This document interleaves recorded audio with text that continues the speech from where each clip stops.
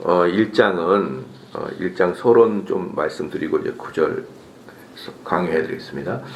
1장은 이제 솔로몬의 이제 등극과 기브온 산당에서 드린 이 번제를 기록하고 있습니다. 번제. 기브온 산당에서 드린 번제를 기록하고 있는데 1장은 이 세 가지로 세 파트로 이제 구분이 되어 있어요. 세 파트로. 1절부터 6절까지는 기브온에서 드려지는 번제입니다. 기브온에서 드려진 번제예요. 이게 무슨 말이냐면은 이제 역대하 1장은 솔로몬의 치하가 이제 시작되는 거죠. 솔로몬의 치하부터 시작해서 열왕에 대하여서 쭉 나오는데, 근데 솔로몬이 정치를 시작할 때 그 어떤 것보다도 하나님의 신앙을 우선시하겠다는 분명한 어떤 뭐랄까 자기의 아이덴티티를 천명한 거죠.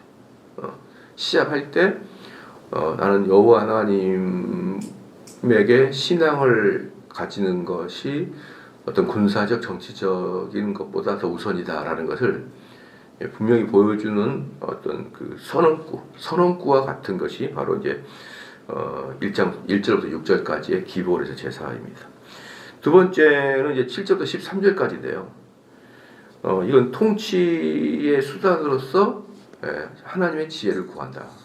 통치 수단으로서 하나님의 지혜를 구한다. 이것도 이제 동일하게 첫 번째 1절과 6절 부분을 이어서 솔로몬은 무엇을 지금 했냐면 모든 백성들한테 우리는 국방을 어떻게 할 것인지, 또 이렇게 또 왕들은 어느 나라를 이끌어갈 때 중요한 게 뭐냐면 나의 이데올로기가 뭐냐, 이걸 알려줘야 되거든요.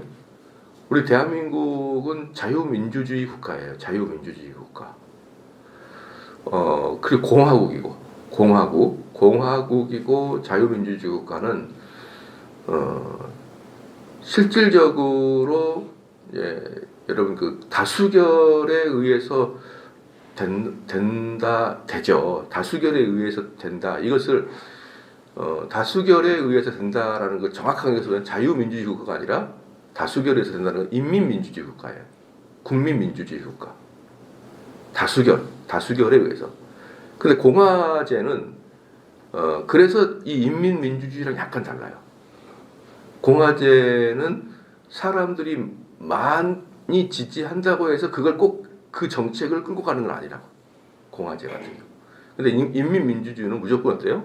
다수결의 원칙에 의해서 결정이 되는데, 우리는 다수결의 원칙에 의해서 이제 국회의원들이 뽑히지만 그 국회의원들은 자기들이 뽑아준 모든 국민들의 이야기를 듣고 반영하는 게 아니라, 왜 국민들은 그래도 정치와 경제 사회에 대해서는 어느 정도 문외한이잖아요. 자기는 뉴스에 나오는 거 알지만 실질적으로 이 일을 다루는 사람들은 그런 정치인들이나 고위 관료들이 다루기 때문에 걔네들의 머리에 있는 이데올로기가 있어요. 이데올로기가, 그죠?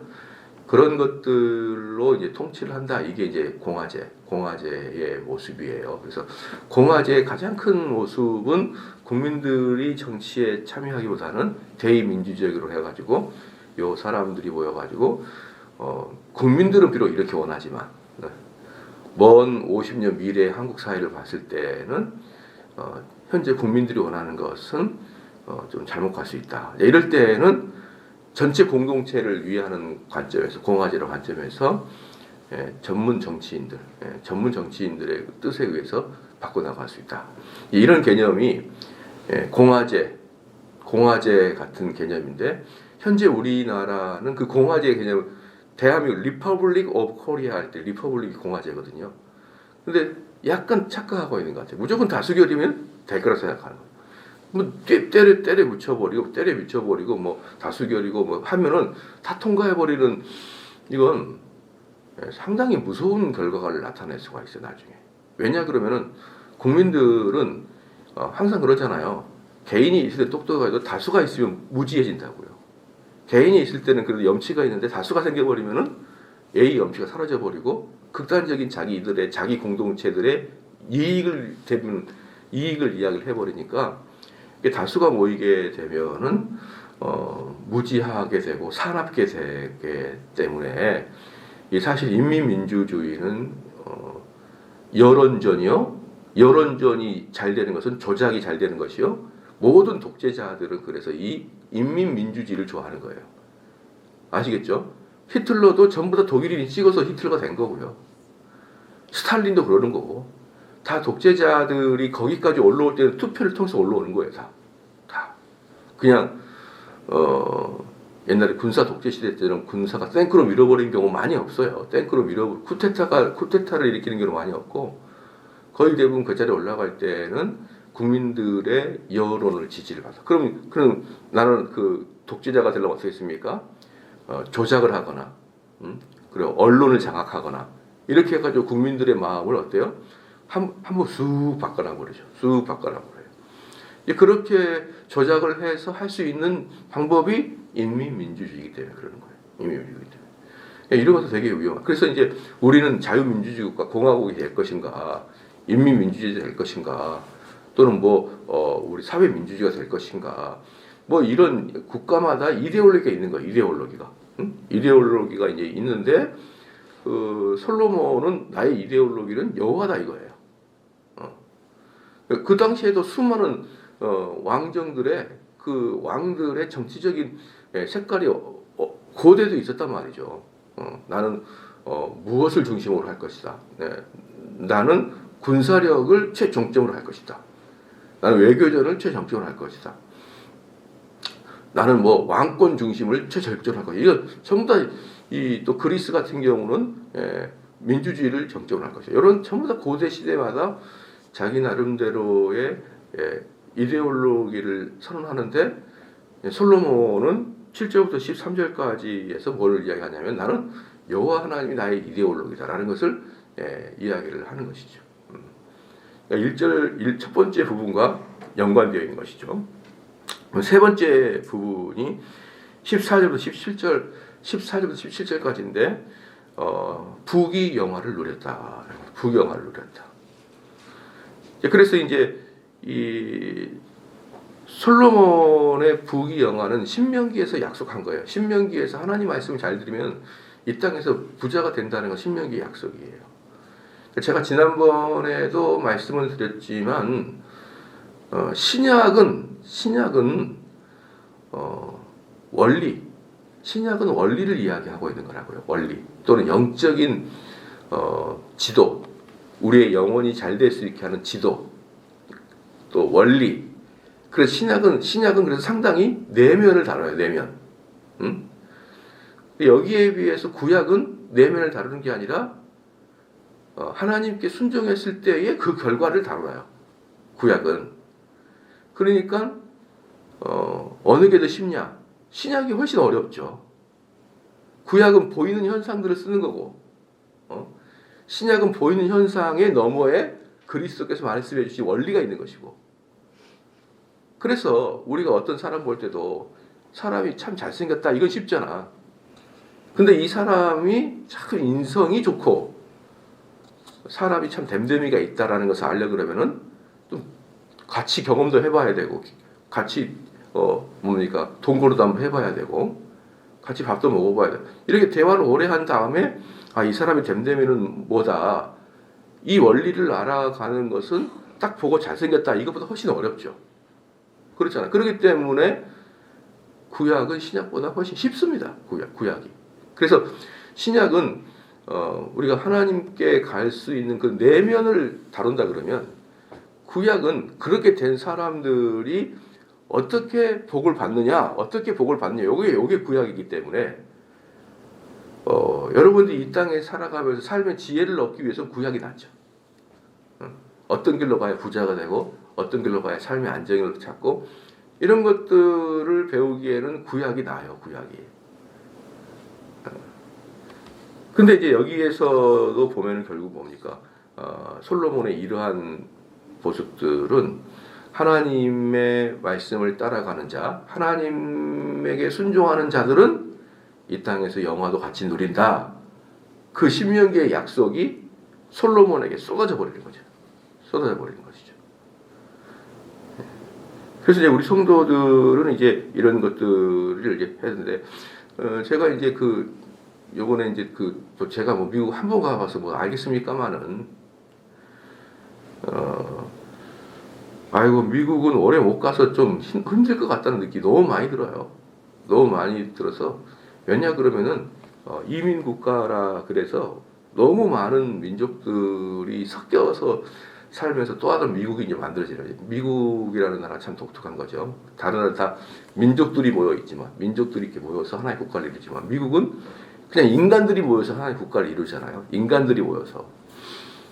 그래도 여전히 그 뼈대 밑에는 기독교라는 어떤 단단한 것이 흐름을 잡고 있는데, 아이고 막 중동 애들, 뭐 이슬람, 뭐 인도, 중국, 멕시칸 한 가지가 섞여가지고요. 길거리에는 약을 했는지 정신병자인지 모를 정도의 많은 사람들이 노숙을 하고 앉아 있는 거예요.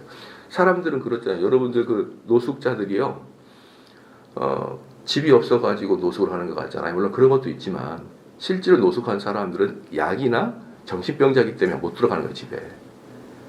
그래서 노숙을 하는 사역자들, 제가 한 20년 전에 저희가 처음에 목회 초창기 때 20년 전에 우리 친구들은 막 영등포나 서울역 앞에 노숙자 사역하는 분들 꽤 있었거든요. 내 동기들. 한 10년 하다가 다 번아웃 당했어요.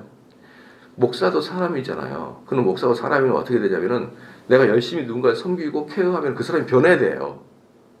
그래야 목회, 그 사역에 보람이 생겨서 그 일을 계속 하는데, 전부 다 처음에 딱 들어갈 때는 가난한 자들이라고 생각하고 들어갔더니 아무리 해봐도 정신병자였던 거예요. 나중에 보니까.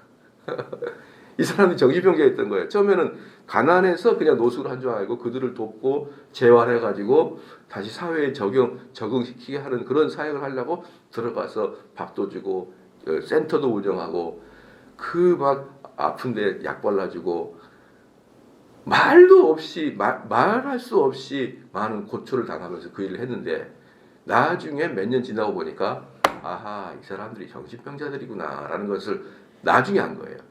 그래서 내가 아무리 이 사람들을 섬기고 밥을 주고 보듬어 주고 교훈을 줘도 전혀 일도 안 바뀌는 거예요. 일도. 그래서 거의 대부분 노숙자 사역하시는 분들이 한 10년 안에 번아웃 다 당하고 다 그만두는. 지금도 누군가 하고 있죠. 그것도 못 모르고 하는 생각 하는 거예요. 못 모르는 사람들이 노숙자 사역을 하게 되면서 그들의 마음은 가난한 자에게 밥을 줘야, 그게 아니에요. 이 사람들을 밥을 주고 복음을 전해서 변화시켜야겠다, 이 목표가 있으면 못해요. 나중에 이 목표가 있어버리면 나중에 못합니다. 그건 안 되거든요. 그래서 우리 친구들 목사님들이 거의 다 전부 다 그만뒀어요. 다 그만두고 지금 하고 있는 사람들은 이제 어때요? 잘 모르고, 또는 그냥 밥을 주는데 목적을 갖고 하면은 되겠지만, 이 사람들에게 교훈과 변화를 요구한다? 절대 안 돼. 그런데 미국엔 너무 많아요. 너무 많은 사람들이 우리로 말한다 그러면 서울역 같은데 터미널 같은데 다 깔려 있고, 그런 사람들이 사람을 망치로 때리거나 총으로 쏘거나 그런 경우가 거의 한 80-90%예요. 왜냐하면 그 사람들은 터미널에 누워 자거나 감옥에 가게 자거나 별 차이가 없어요. 제가 그걸 보면서 진짜 큰일 났다. 미국이라는 나라 큰일 났다라는 생각을 하게 되는데, 그 부귀 영화의 선조들의 부귀 영화가 점점 이제 기울러 가고 있다는 느낌이 드는 거예요. 그 부귀 영화 점점 기울러 가고 있고, 왜냐 그러면은 어느 정도의 자유를 그렇더라고요. 딱 보니까 내가 미국이라는 나라 그러더라고. 내가 너에게 자유를 줄게. 근데 너희들이 책임이 져, 이거예요. 근데 우리나라나 동양은 너희가 자유를 줄게 보다는 규제를 해요. 우리를. 코로나 시대 나오지 마라, 마스크 써라. 중국 같은 경우 나오면 두들겨 패버리잖아요. 뭐 극단이에요. 중국과 미국 극단이에요. 여기는 너무 인권이 없고, 여기 너무 인간의 자유에다 맡겨버리고, 망가지고 네가 알아서 해, 이거예요. 그것을 적당하게 좀 해가지고 적당하게 마약도 마리아나 같은 경우도 또 뭐 대마초 같은 경우도 다 불법으로 하고 철저히 다뤄야 되는데, 거기서 대마초는 불법이 아니잖아요. 그러니까 마음대로 피워. 그건 너희들 자유지 뭐, 성년이니까. 근데 대마초 자체는 그렇게까지 우리에게 많은 데미지를 주지 않는데 대마초를 피는 사람들 중에 8, 90%는 진짜 마약 넘어가요. 이렇게. 그 단계가 바로 대마초인데 그 대마초가 우리나라처럼 담배처럼 피워버려요. 그러니까 학생들도 대마초를 많이 피고 이러면서 나는 이해를 할 수 없, 미국이라는 나라를 이해할 수 없더라고요. 그냥 불법으로 하면 되잖아요. 피지 마. 피는 사람한테는 어떻게 할 거야?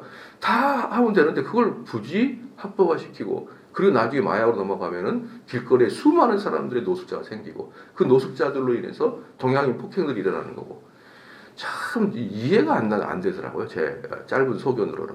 그런 그것처럼 근데 그렇게 미국이라는 나라가 그 청교도의 후손으로 기독교 후손으로서 부귀영화를 누렸는데 이제 서서히 껍데기만 남고 어때요?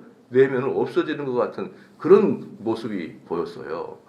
사랑하는 성도 여러분, 주님이 이 땅에 사는 사람의 부귀영화를 누리게 하는 것도 성경적인 원리인 것입니다.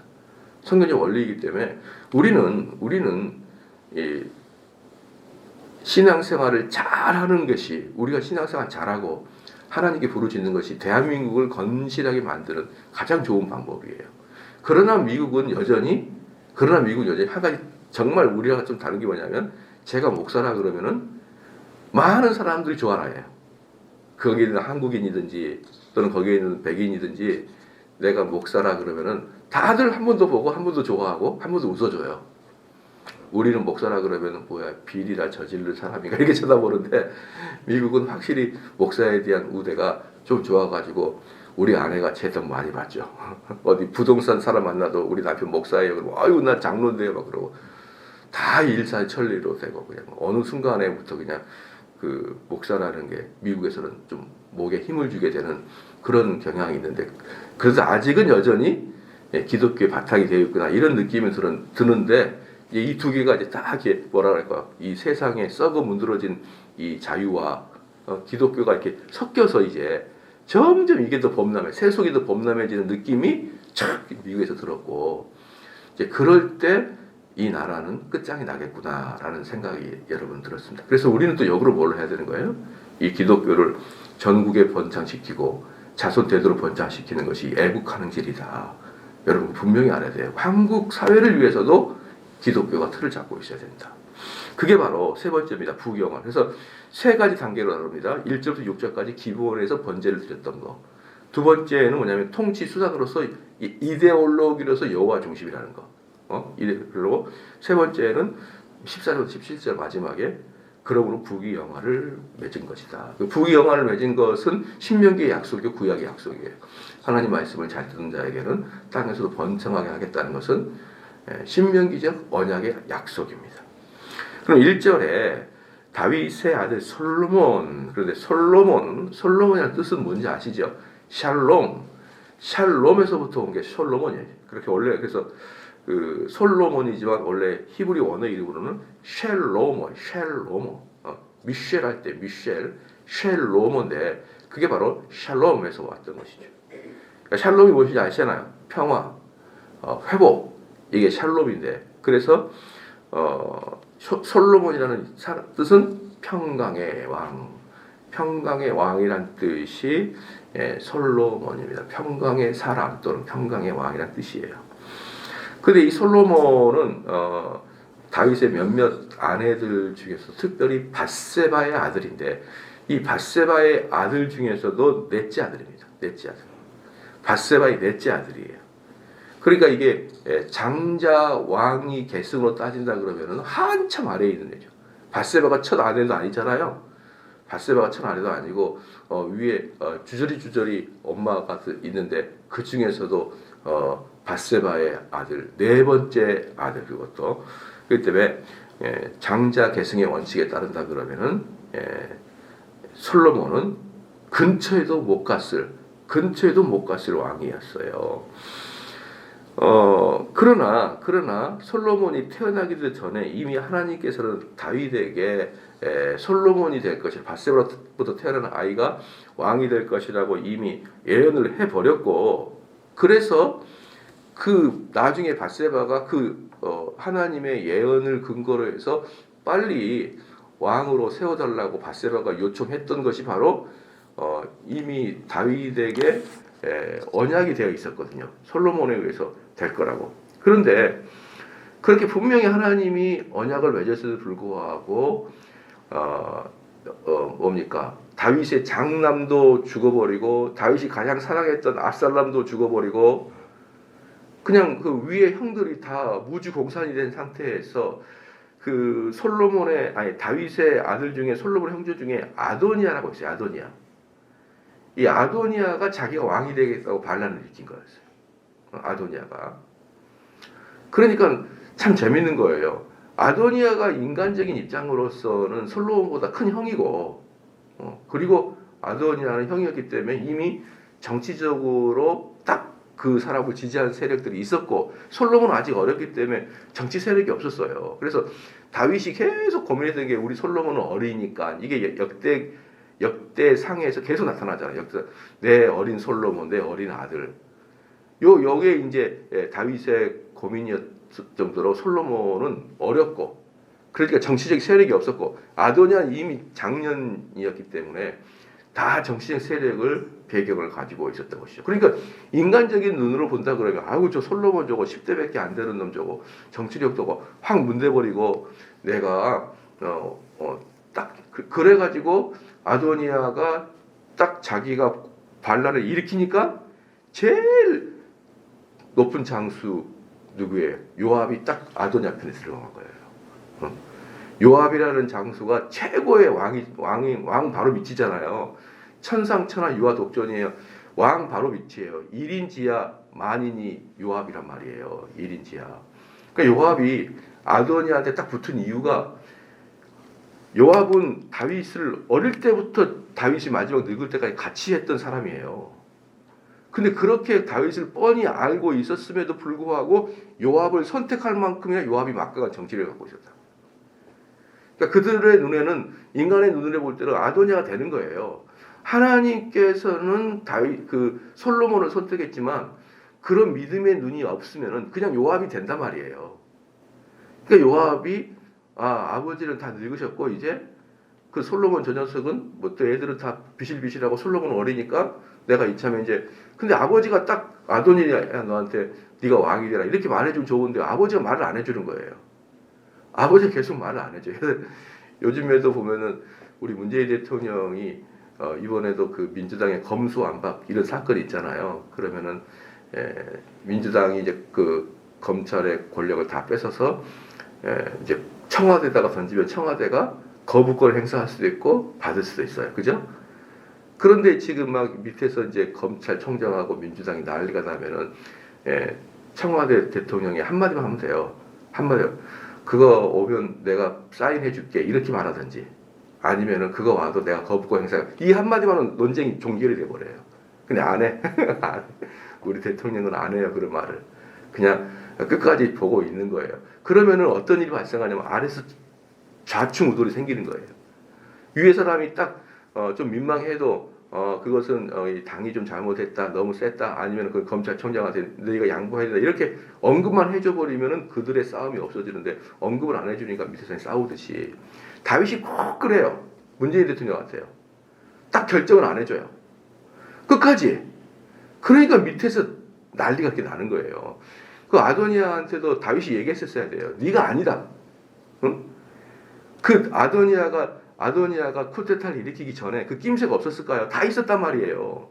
이 녀석이 돌아다니면 지가 왕인 척하고 모든 고관 대작들을 만나고 다니고 요압을 자기 편으로 끌어들이는 사건들을 다 보고를 받고 있었을 거란 말이에요.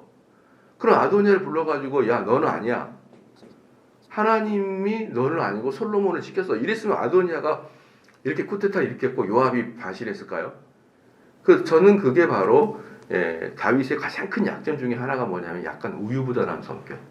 그러니까 사람들한테 노라고 말하는 것을 좀 어려워하는 성격. 이 일 때문에 결국은 아도니아가 반란을 일으켰다. 저는 그렇게 보고 있어요. 다른 반란보다 또 뭡니까 압살롬에게서도 압살롬의 반란도 그거였거든요. 압살롬이 외국으로 도망갔다가 너무 압살롬이 보고 싶은 거예요. 응? 그러니까 압살롬아 들어와라. 그런데 압살롬이 들어왔는데 3년 동안이나 압살롬을 안 불러요. 3년 동안이요. 그러면 압살롬 불러가지고 네가 잘못했어. 네가 회개해야 돼. 네가 어떻게 큰형을 죽일 수가 있어? 아무리 큰형이 니네 동생을 범했다 그래도 어떻게 큰형을 죽일 수가 있어? 이렇게 책망하고 감옥에 넣고 이렇게 하든지, 아니면 아들아 네가 얼마나 고생이 많았냐. 그렇지만 너가 형을 죽였기 때문에 내가 너를 막 품을 수는 없다만 이제는 용서하겠다. 이렇게 하든지 둘 중에 하나인데 3년 내내 아무 말도 안 하네. 그러니까 압살롬이 화가 나버린 거죠. 그래서 다윗은 전반적으로 약간의 우유부단한 성격을 가지고 있어가지고 아랫 사람들이 어때요? 갈 바를 잘 모르면서 일어났던 날들이 대부분이에요, 여러분. 그래서 저는 다윗의 가장 약점은 우유부단합니다. 특별히 누구한테? 자녀들한테. 자녀들이 잘못하면 따끔하게 말을 해줘야 되는데 그걸 못해요, 다윗은. 너무 애들을 사랑해가지고. 그러니까 애들이 자기들이 소신에 따라서 이렇게 일을 하다가 발전을. 아마 저는 역사에 기록될 때 우리 문재인 대통령이 좀 약간 그런 식으로 평가될 것 같다는 느낌이 들어요. 정확하게 이거다 아니다라고 딱 말해주기를 문재인 대통령 성격 자체가 잘 안 되는 것 같아요. 그게 안 돼서. 그리고 저도 사실은 그런 면이 있어요. 저 어저께도 설교했지만 A와 B가 싸워서 문제가 생기면 누구 편을 들지가 참 어려워요. 그게. 모든 지도자들이나 집안에 있는 아버지야. 만약 아버지께서 아들 둘이가 싸우는데 누구 편을 들기에는 너무 어렵잖아요. 그럴 때 이거다 저거다라고 딱 잘라 말아주는 사람이 몇 명이나 되겠어요. 몇 명이나. 근데 다윗도 그걸 못했고 우리 대통령이 잘 못하고 보편적인 사람들이 그것을 잘 못해요. 그러다 보니까 어떻게 밑에 사람들이 자중질환이 일어나거든요. 그게 아도니아난이에요. 그게. 저는 아도니아난을 정확하게 볼 때 다윗의 문제다라고 봐요. 그런데 그럼에도 불구하고 이걸 기억해야 됩니다. 우리 인간의 눈에는 이제 마지막 9분 응선을 넘어서 10분 응선 딱 찍으면 될 것 같거든요. 9분 응선까지 왔어요. 근데 하나님이 선택하지 않으면 안 된다는 거예요. 일이. 아무리 인간이 노력하고 거의 9분 응선을 넘어섰다라고 할지라도 하나님이 선택하거나 하나님이 허락하지 않는 것은 항상 구분응선 그 앞에서 딱 좌절돼 버리는 거예요. 우리 결국은 그때 당시 눈에는 아무것도 아닌 것 같지만 결국 하나님이 예정하고 선택한 사람이 모든 걸 차지하게 되는 것이죠. 그래서 우리 기독교는 제가 이제 사역을 쭉 해보면요, 여러분 하나님의 섭리를 우리는 배우잖아요, 그죠? 하나님의 섭리를 배운다 그러면 하나님이 그 때가 되면 그 일을 이루시고 만약에 그것을 나에게 주기로 하나님께서 예정되어 있다 그러면 어떻게든 그게 나한테 온다는 그 믿음이 있어야 되는 거예요.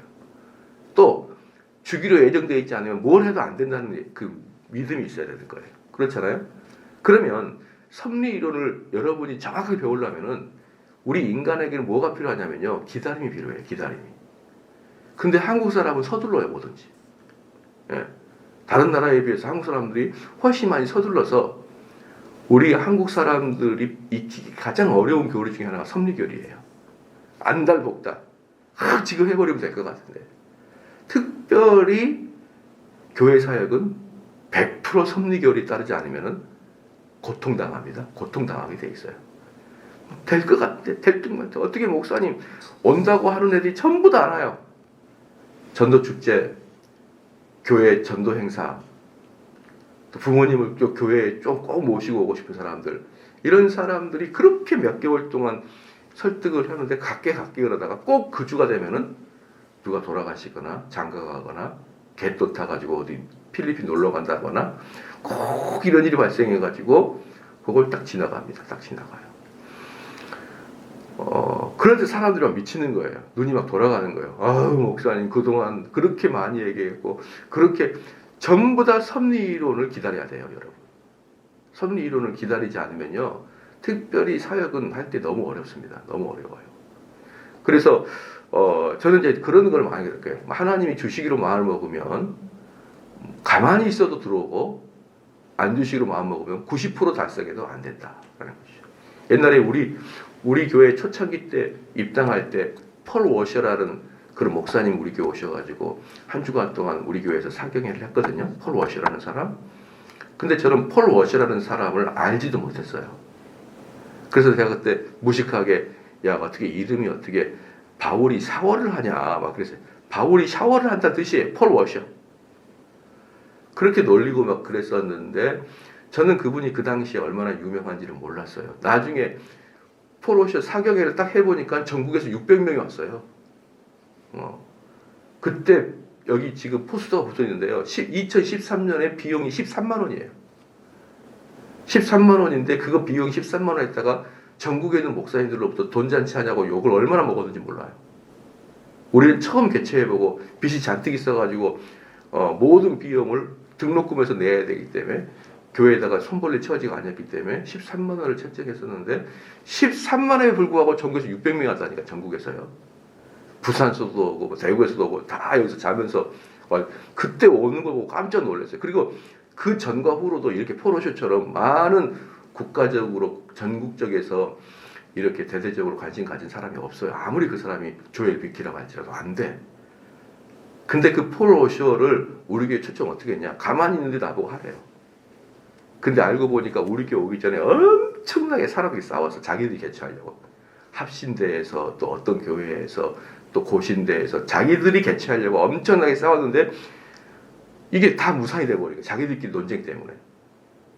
근데 포로쇼에게 한국을 초청했는데 그럼 누구한테 가긴 해야 되겠는데 우리한테 타고 와가지고 포로쇼를 초청하라 그래서 야 그 사람 어떻게 초청해 이렇게 저는 했었는데 결국은 우리 교회가 포로쇼 초청이 됐고 놀랍게도 지금도 총신대나 이런 신학교 가게 되면 삼성제일교회를 잘 몰라도 포로쇼 초청한 교회도 알아요 사람들이. 그래서 그때 우리한테 이 사역을 넘겼던 그 목사님 하는 말이 목사님이 그때 우리가 당회에서 이런 목사님이 오시는데 우리가 세미나를 해야 된다 그랬더니 딱 하는 말이 전기값은 나옵니까? 교회에 이제 에어컨 나와야 되고 막 전기값은 나옵니까? 그게 첫 마디였어요. 장로님들이. 뭘 쓸데없는 일을 하냐 이거예요.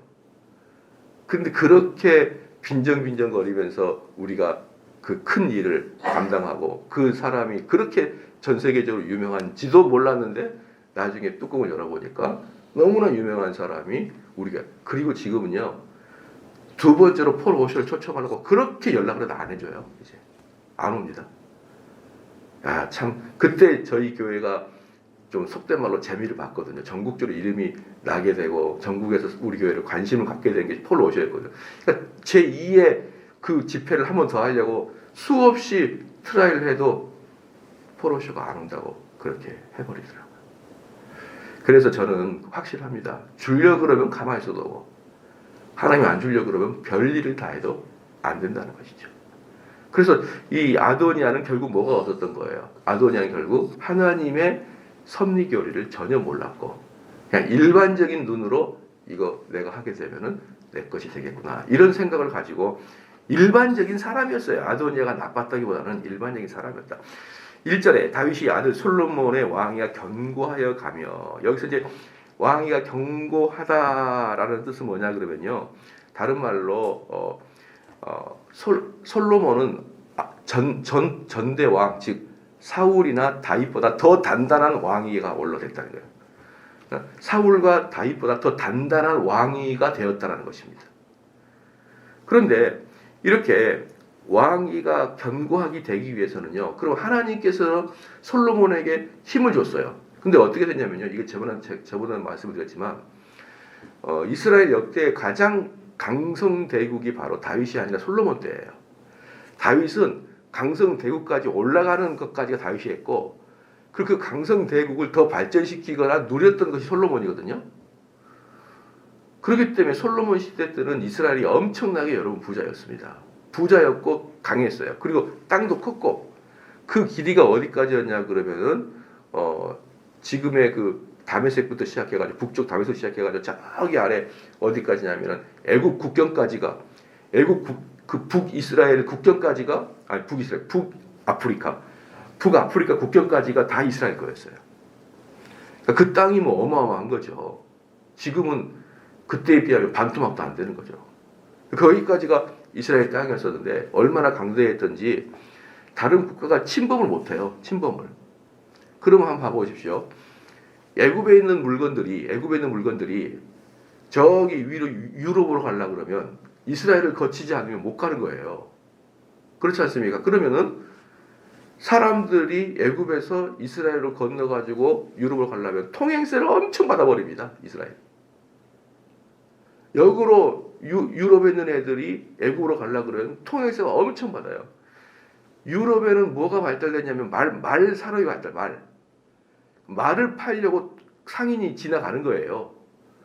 근데 또 애굽의 또 장점이 뭐냐면 마차, 그 전차를 잘 만들어요. 또 전차 살려면 올라가야 돼요. 계속 올라. 그래서 여러분들 요셉도 팔 때 아라비아 상인들한테 팔려가잖아요. 그래서 이 이스라엘은 상인들의 길이에요. 근데 이 길을 통과할 때마다 돈을 내야 되니까 강성 대국들이 이 이스라엘을 잡아먹어버리려고 그러는 거예요. 그래서 이스라엘이 항상 침범을 당하는 거야. 근데 솔로몬은 아무도 침범을 못해요. 아무도 침범을 못하니까 그냥 그대로 통행세를 주고 가야 됩니다. 또 하나, 이스라엘에서 이런 게 있어요. 만약에 너희들 마차를 끌고 쭉 올라가게 되면은 너희들이 마차를 파는 척 하다가 우리를 공격하면 어떡하냐? 어? 너희들이 이 말을 팔려다가 우리를 공격하면 어떡하냐? 너희들 지나가지 마. 그거 우리한테 줘. 그래서 중개무역을 하는 거예요. 중개무역. 여기 있는 말을 사다가 이스라엘 사다가 이집트에다가 말을 팔면서 더블로 받아버려요. 상인이 지나가도 돈을 받고, 너희들이 위험한 물건들은 들어오지 마. 우리가 중개무역하니까. 그래도 돈을 받고, 아무것도 안 놔도 가만히 있어도 돈을 버는 게 솔로몬이었습니다. 여러분. 그래서 전 세계 돈이 솔로몬으로 물어왔어요. 여러분 물어볼게요. 그게 솔로몬이 잘해서 그럽니까? 하나님 해준 거죠. 맞잖아요. 솔로몬이 정치를 잘해서 왕권을 강화시켜서가 아니라 그때 그 군사적인 어떤 힘의 균형, 나라 국가의 상당한 큰 덩치, 이런 걸로 인해서 옆에 있는 국가들이 이스라엘을 침범하지 못하니까 그 중개업이 되는 거예요. 근데 만약에 하나님께서 이스라엘을 콩만하게 만들었다. 그럼 시리아한테 당하고 애굽한테 당하고 난리가 나는 거죠, 이 나라는. 그러니까 이 나라를 하나님이 보호한다는 것이 명백한 거예요. 그래서 솔로몬은 내 힘이 아니라 여호와께서 주신 것이다. 이건 그냥 누구한테 자기의 신앙의 겸양과 겸손을 보여주려고 하는 게 아니라 실질로 솔로몬을 생각했을 때 이건 하나님이 이런 지형 구조물을 주지 않았으면은 솔로몬은 그 성전의 전체가 금으로 도배되어 있거든요. 그걸 어떻게 이스라엘이 합니까? 그래서 이 솔로몬이 왕위에 창탈하게 된 것은 절대적으로 여호와 하나님의 선한 방식이었습니다. 그러나 두 번째, 그 인간은 아무것도 안 하냐? 아니에요. 솔로몬은요, 자기 왕권을 강화를 시키기 위해서 다윗 당시에 자기를 배신했던 사람들 전부 다 제거해버렸습니다. 그러니까 하나님께서 이스라엘을 강성하게 했지만 그럼에도 불구하고 솔로몬도 자기 왕권을 강성하기 위해서 일단 누구부터 제거했습니까? 자기 형 아도니아 제거했죠. 자기 형 아도니아 제거했습니다. 그 다음에 그 반란에 가담했던 제사장 아비아다를 제거했어요. 그 다음에 요압 장군 제거했어요. 그 다음에 사울의 집안 출신으로 다윗을 괴롭혔던 시므이를 제거시켰습니다. 쉽게 말해서 정치적으로 사울에게 대항했던 사람 다 제거시켰어요. 다 제거시켰어요. 그렇게 하면서 어때요? 왕권을 단단하게 했습니다. 그러니까 우리 성도들은 분명히 알아야 될 것이 뭐냐 그러면 하나님께서 계획하셨다? 그러니까 가만히 누워있으니까 입에다가 홍시가 뚝 떨어진다? 그건 없다는 것이죠. 하나님이 계획했지만 그것을 성취하는 방법은 또한 인간의 엄청난 노력도 필요하다는 것이죠. 필요하다. 그래서 이렇게 아도니아 제거, 요압 왕 제거, 이런 사람들을 또 제사장 아비아다를 제거, 그 다음에 시므이를 제거함으로써 왕권의 도전을 다 제거시켜버렸습니다. 그래서 다윗이 아들 솔로몬의 왕위가 견고하게 가며 그의 하나님 여호와께서 그와 함께 하사 심히 창대하게 하시니라. 이 창대하게 하시다라는 것이 히브리 말로 와에 가델후인데 뭐 쓸 필요 없어요. 와해가 대후인데 이것이 어디에 그대로 나오냐 그러면 여호수아 때도 이 말이 나와요. 여호수아 때도 창대하게 하시겠다. 와해가 아달 대후 창대하시겠다. 이게 뭐냐 그러면 여호수아를 누구랑 똑같이 보는 거예요? 솔로몬과 똑같이 보는 겁니다. 여호수아를 솔로몬과 똑같이 보는 거예요. 그럼 모세를 누구랑 똑같이 보는 거예요? 다윗이랑 똑같이 보는 거라. 모세와 다윗의 특징이 뭡니까? 나라의 기틀을 확립한 사람들이 모세이면서 다윗이에요. 모세는 무엇으로 확립했죠? 율법으로 확립했죠. 우리나라 제헌국회처럼, 우리나라에 헌법이 있는 것처럼. 대한민국 헌법이 있는 날이 우리 국가가 만들어진 날이잖아요. 그럼 이스라엘의 헌법이 뭐예요? 율법이에요. 율법. 그 율법을 만든 사람이 모세예요. 그리고 그 율법을 가지고 나라를 번창하게 시킨 게 여호수아입니다. 동일하게 다윗은 예루살렘을 만들고 성전을 만들기 직전까지 다 준비했고, 그리고 그것을 완성시킨 자가 솔로몬이죠. 그래서 이 창대하다 이 말 속에 뭐가 있냐 그러면은 모세는 다윗과 비견되고 여호수아는 솔로몬과 비견된다는 그것을 분명하게 보여주고 있는 것이 지금 역대기 기자의 글입니다. 그 다음에 2절에 솔로몬이 온 이스라엘의 천부장과 백부장들과 재판관들과 온 이스라엘 방백들과 족장에 명하여, 여기서 두 가지만 알면 되는 거예요. 이스라엘은 이미 그 당시 최강대국이었기 때문에 조직이 탄탄합니다. 다른 나라에 비해서 조직이 이미 탄탄해요. 백부장, 천부장. 그 다음에 각 도마다 있는 제사장. 이 제사장은 다른 말로 심판관이기 때문에 최고 높은 사람들이에요. 재판관들과 그래 이스라엘 방백들. 그러니까 중앙 집권적인 일은 백부장, 천부장 이런 거고. 그 다음에 각 도마다 누가 있냐 그러면은 재판관을 세워가지고 도를 움직이고, 또 하나 누가 있냐면 그 지역에 장로들이 또 있어요. 그래서 중국 공산당 보면요, 각 지역마다 그 민족 자치가 되어 있거든요. 우리는 연변 지구가 보이는 다 조선족이 있어요. 그럼 조선족 사람들이 막 회사 사용도 하고 공무원도 하고 시장도 하고 다 해요. 근데 중앙에서 누가 오냐면 당서기가 와. 당서기.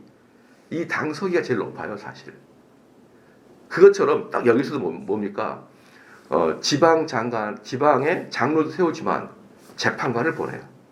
그 재판관이 지방의 호족들을 견제하는 이런 시스템으로 이스라엘은 이미 고대 때 이렇게 만들어졌기 때문에 이미 그 당시에 최고의 선진국형 정책을 하고 있었다는 것을 볼 수가 있고, 그리고 마지막 2절 마지막 이스라엘 방백들과 족장들이 명령하여, 이미 솔로몬은 중앙 집권적인 왕의 체제를 딱 갖췄어요.